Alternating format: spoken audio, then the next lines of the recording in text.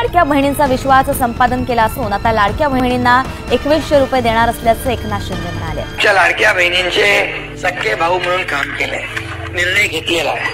1,500ची ओवाळणी 2100 रुपये करते आर्थिक तजवीज करून ही योजना राबवली जाते। आणि आता लाडकी बहीण योजनेसंदर्भात मोठी बातमी समोर आली आहे। माझी लाडकी बहीण योजनेअंतर्गत महिलांना आता दर महिन्याला 2100 रुपये मिळणार आहेत। लाडकी बहीण योजनेचा 11वा हप्ता अखेर सुरू झाला।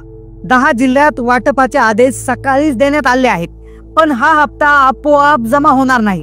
लाडक्या बहिणींसाठी 4 नवे नियम लागू झालेले आहेत। आता बँक खात्यामध्ये पैसे जमा होणार नाही। जे खातं तुम्ही योजनेला जोडलं होतं त्या बँक खात्यात पैसे जमा होणार नाही। लाडक्या बहिणींसाठी अर्जंट सूचना, आता फक्त मोबाईलच्या मेसेजची वाट बघत बसू नका। तुम्हाला वाटेल पैसे आपोआप येतील, पण आता तसं होणार नाही। तुम्हाला एक काम अर्जंट तातडीनं बँकेमध्ये करून जायचं आहे। जर ज्या बहिणी हे काम लवकरात लवकर पूर्ण करतील त्यांनाच पैसे लगेच जमा होणार आहेत, पण ज्या बहिणी लवकरात लवकर हे काम करणार नाही, 4 नियमात बसणार नाही, त्यांना पैसे लगेच मिळणार नाही। पैसे यायला उशीर होईल, कदाचित त्यांची योजनाही बंद होणार। आता तुमच्यापैकी बऱ्याचशा जणींना प्रश्न पडला असेल की काही बहिणींना पैसे जमा होत आहेत, बऱ्याचशा बहिणींना पैसे जमा होत आहेत, बऱ्याचशा बहिणींना 11व्या हप्त्याचे पैसे जमा होत आहेत, पण तुम्हाला प्रश्न पडला असेल की मला का जमा झाले नाही, तर त्याचं एकच कारण आहे की बँकाने आणि शासनाने मिळून 4 नवीन नियम लागू केलेत। आता ज्या बहिणी या 4 नियमात बसल्या त्यांचंच नाव 11व्या हप्त्याच्या यादीत येणार आहे आणि त्यांनाच पैसे जमा होणार आहे। अत्यंत महत्त्वाचे नियम आहेत। हे नियम आजपासूनच कठोरपणे लागू झालेले आहेत। 2 दिवसाचा अवधी बहिणींना दिलेला आहे, फक्त 2 दिवसाचा वेळ। आता तुम्ही हातातली सगळी कामं सोडून हा व्हिडिओ लक्षपूर्वक पाहत राहा, कारण की प्रश्न बँक खात्याचा आहे। आता बँक खात्यात डायरेक्ट मेसेज येणार आहे, तुम्ही वाट पाहत बसाल। व तुमचं कोणत्याही बँकेचं खातं असू द्या, state bank of India, bank of Maharashtra, bank of India, central bank, union bank, तुमचं कोणतेही म्हणजे पोस्टाचंही खातं असू द्या, तुम्हाला हे 4 नियम काळजीपूर्वक समजून घ्यावे लागतील आणि तातडीनं कारवाई करावी लागेल। 4 नियम ज्या बहिणी पूर्ण करतील, सांगितलेली प्रक्रिया पूर्ण करतील, त्यांनाच 11व्या हप्त्याचा मेसेज येणार आहे।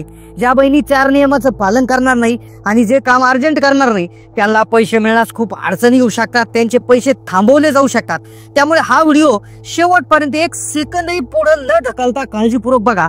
आणि तर पहा, बहिणींसाठी लागू झाले 4 नियम। ज्या बहिणी 4 नियम पाळतील त्यांचंच 11व्या हप्त्याच्या यादीत नाव येणार आणि त्यांना पैसे येणार। 4 नियमामधला सगळ्यात पहिला आणि अत्यंत महत्त्वाचा नियम जो आहे, जो तुमच्या आधार कार्डला बँक खात्याशी पुन्हा एकदा लिंक करणं। आता तुम्ही म्हणाल की आम्ही आधार लिंकिंग आधीच केलेलं आहे, पण पहा, जे तुमचं आधार लिंकिंग आहे ते सध्याच्या परिस्थितीत ऍक्टिव्ह लिंक आहे का की नाही हे काटेकोरपणे तपासावं लागणार आहे। पहा, बँकाकडून हा मेसेज आलेला आहे की तुमचं आधार लिंकिंग अगदी व्यवस्थित लिंक आहे का चेक करून घ्या, ते ऍक्टिव्ह आहे की नाही चेक करून घ्या। तुमच्यापैकी अनेक जणी म्हणतील की आम्ही अर्ज भरताना आधार कार्ड दिलं होतं, आमचं आधार कार्ड जे खात्याला लिंक होतं, आम्हाला आधीचे हप्ते सगळे आलेले आहेत। तुमचं म्हणणं अगदी बरोबर आहे, पण अनेक वेळा असं होतं की काही तांत्रिक अडचणीमुळे, बँकांच्या अंतर्गत सिस्टीम अपडेटमुळे किंवा इतर कारणामुळे तुमचं आधार लिंकिंग आपोआप निघून जातं, ते इनॅक्टिव्ह होतं, डिलिंक होतं। त्यामुळे तुमचं आधार लिंक जे आहे ते नक्की आहे की नाही लगेच पाहून घ्या, म्हणजे आजच्या तारखेला तुमच्या खात्यामध्ये पैसे जमा होतील। जर तुमचं आधार लिंक ऍक्टिव्ह नसेल, इनॅक्टिव्ह असेल, डिलिंक झालेला असेल तर मग तुमचा प्रॉब्लेम होऊ शकतो। त्याकरता तुम्ही UIDAIच्या वेबसाईटला जाऊन तुमचं आधार लिंकिंग आहे की चेक करा किंवा तुमच्या 2 मिनिटं बँकेमध्ये जाऊन चेक करून घ्या। आता यासाठी 2 पद्धती आहेत। आता हे पाहण्यासाठी तुम्ही काय करायचं आहे, तुमचं आधार कार्ड घेऊन तुमच्या बँक खात्यात जायचं आहे आणि तिथे विचारणा करायची आहेत, किंवा तुम्ही सेवा केंद्रातही चेक करू शकता, किंवा तुम्हाला जर मोबाईलवरनं चेक करता येत असेल किंवा तुमच्याकडे कोणी उपलब्ध असेल की ज्याला मोबाईलवरनं चेक करता येतं त्याला घेऊन बसा आणि त्याला सांगा की UIDAI या वेबसाईटवर जायचं आहे। तिथे जाऊन NPCI मॅपिंग चेक करू शकता तुम्ही। तिथे पहा, आधार बँक अकाउंट लिंकिंग स्टेटसवर जाऊन चेक करा आणि तुमचं खातं जे आहे लिंकिंग आहे की नाही चेक करा। यावर तुम्हाला डिटेल माहिती लागत असेल तर डिटेल आपण व्हिडिओ बनवू, पण शंका येत असेल तर कमेंट करा, कारण की दुसरा नियम, आता पहा, दुसरा नियम जो आहे तो देखील महत्त्वाचा आहे, ज्यासाठी फक्त तुम्हाला घरच्या घरी एक जे गोष्ट चेक करायची तो नियम आहे। पहा, तुमच्या आधार कार्डवरचं नाव आणि तुमच्या बँक खात्यावरचं नाव एक्झॅक्टली सारखं आहे का।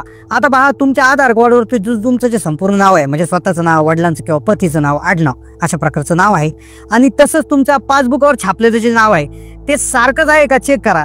आणि तिसरी गोष्ट, लाडकी बहीण योजनेचा फॉर्म भरताना जे सरकारकडे तुम्ही नाव कळवलेलं आहे तर या तीनही नावं तंतोतंत जळणं आवश्यक आहे. नावाच्या स्पेलिंग मध्ये एक अक्षराचा किंवा मराठीत नाव असेल तर काना मात्रा वेलांटीचा सुद्धा फरक आता जमणार नाहीयेत. आता पहा, बऱ्याचशा बहिणींचं काय होतं की नावामध्ये नॉर्मल स्पेलिंग मिस्टेक असते, एखादा ए जास्त झाला असतो, एखादा मात्रा काना जास्त झाला असतो, तर अजिबात हे चालणार नाही. किंवा बऱ्याचशा बहिणींचं काय होतं की नावाने आडनाव सारखं असतं पण वडिलांच्या नावात काही ठिकाणी राव लावलेलं असतं, तर असाही प्रॉब्लेम असतो. किंवा पतीच्या नावामध्ये राव लावलेलं असतं, तर हे एकदा क्लिअर कट चेक करून घ्या.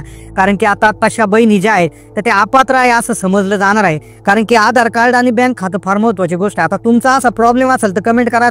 तिसरा नियम आहे बघा, तिसरा नियम जो आहे तर त्यामुळे तुम्हाला मेसेज यायला प्रॉब्लेम होऊ शकतो, तुमचा मोबाईल नंबर लिंकिंग आणि मिस कॉल बँकिंगचा वापर. आता पहा, तिसरा नियम अतिशय महत्वाचा आहे. तो म्हणजे काय की तुमचा बँक खात्याला तुम्ही मोबाईल नंबर जोडला असेल तर कमेंट करा.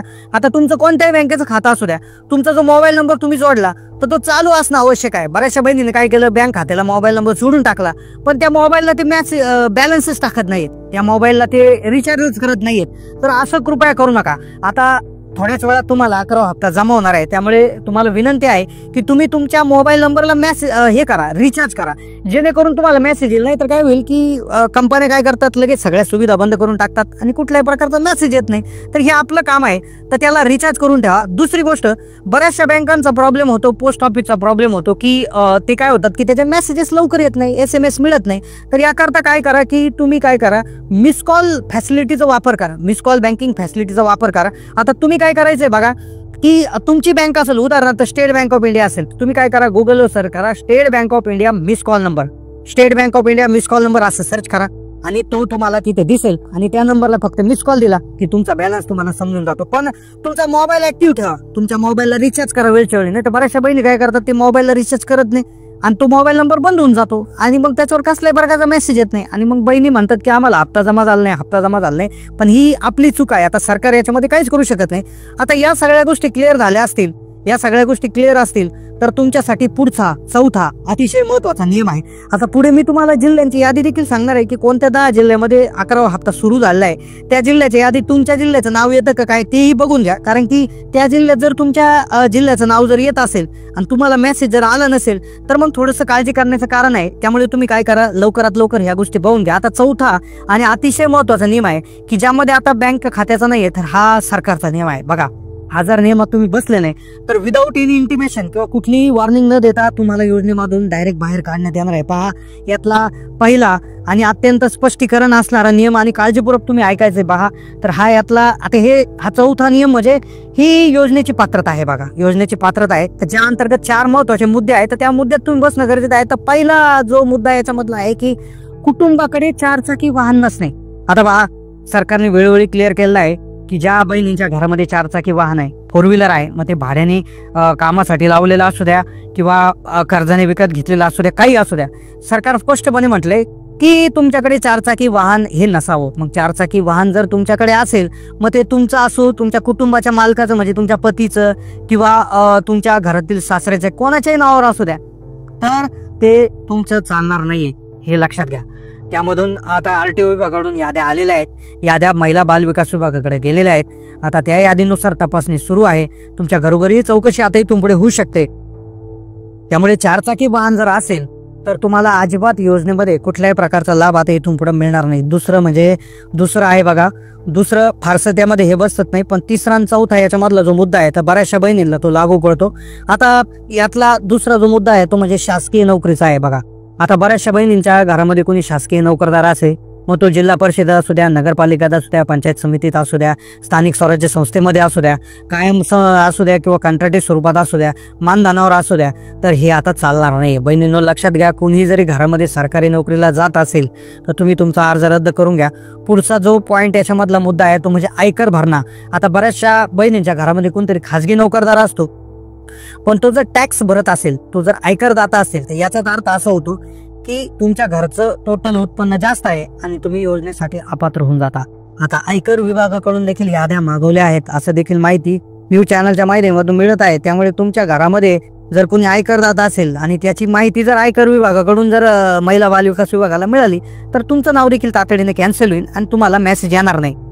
तसेच आता तुमचं घराचं उत्पन्न, आता चौथा मुद्दा महत्वाचा आहे की टोटल तुमच्या घराचं उत्पन्न जे आहे तर ते 2.5 लाख रुपयाच्या आत असणं आवश्यक आहे. बऱ्याचशा बहिणी आता 2.5 लाख रुपये म्हणजे फारसे नाही आहेत, महिन्याला 20,000 रुपये जरी झाले तरी तुमचे साधारणपणे 20 ते 30,000 रुपये जरी झाले तरी 3,60,000 रुपये होतात. तर साधारणपणे पूर्ण घराचं उत्पन्न मिळून जेव्हा 2.5 लाखाच्या वर जात असेल तर तरी त्याही घरातल्या बहिणी जेवढ्या असतील नसतील तेवढ्या ते सगळ्या अपात्र होणार आहे. तर या 4 नियम तुम्ही लक्षपूर्वक समजून घ्या, त्यानुसार कार्यवाही करा. आधार कार्ड लिंकिंग चेक करा, आधार कार्डवरचं नाव, बँक खात्यावरचं नाव चेक करा, तुमच्या घरामध्ये जे सांगितलंय ते व्यवस्थित बघा. तर या सर्व गोष्टींच्या चौकशी ज्या महिला करतील त्यांनाच हप्ता येईल, अन्यथा येणार नाही. तर अशाच नवनवीन व्हिडिओसाठी चॅनलला सबस्क्राईब करून द्या आणि जास्तीत जास्त माता भगिनीला व्हिडिओ शेअर करायला विसरू नका. धन्यवाद.